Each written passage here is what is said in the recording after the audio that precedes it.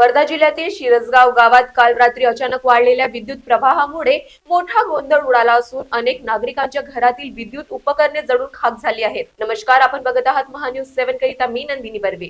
काल सायंकाळी सुमारे 7 वाजताच्या सुमारास विद्युत लाईनचा व्होल्टेज अचानक वाढल्याने गावातील फ्रीज, टीव्ही, मोटार, संगणक आणि विविध मशीन जळून निकामी झाल्या. या घटनेत नागरिकांचे लाखो रुपयाचे नुकसान झाल्याचा प्राथमिक अंदाज व्यक्त करण्यात येत आहे.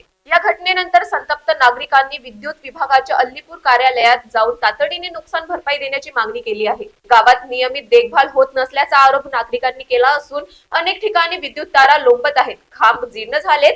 मात्र याकडे विद्युत कार्यालय दुर्लक्ष करत असल्याचे नागरिकांचे म्हणणे आहे. दरम्यान याबाबत विद्युत अभियंता आशिष मेश्राम यांच्याशी संपर्क साधला असता त्यांनी सांगितले की एका ट्रकने विद्युत तार तोडल्याने शॉर्ट सर्किट झाले आणि ही घटना घडली. सध्या नुकसानग्रस्त नागरिक प्रशासनाकडून मदतीची अपेक्षा करत असून विद्युत विभाग पुढील काय भूमिका घेतो याकडे सर्वांचे लक्ष लागले आहे. मी शिरसगाव येथील रहिवासी असून शिरसगाव येथील विद्युत उपकरणे लाईनमुळे बरेचसे जळालेले आहेत. काही लोकांची फ्रीज जळली, काही लोकांची टी व्ही जळली, काही लोकांची पाण्याची मोटार जळली, काही लोकांचे दुकानमधील जे काही खऱ्याचे सामान आहेत असे हे बरेचसे जळलेले आहेत. लाईनमन लोक रात्रीपासून अजून सकाळपर्यंत आले नाहीत आणि आता आले तर निव्वळ इकडल्या तिकडे ते फिरत आहेत.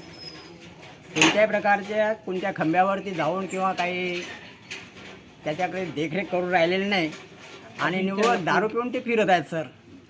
त्याच्यामुळे त्यांना त्वरित आदेश देण्यात यावे आणि समोर होणारा जे नुकसान आहे ते टाळण्याचे प्रयत्न करावे. महान्यूज 7 करिता वर्धावरून सतीश काळे यांची report. This video is sponsored by Shivam Jewelers.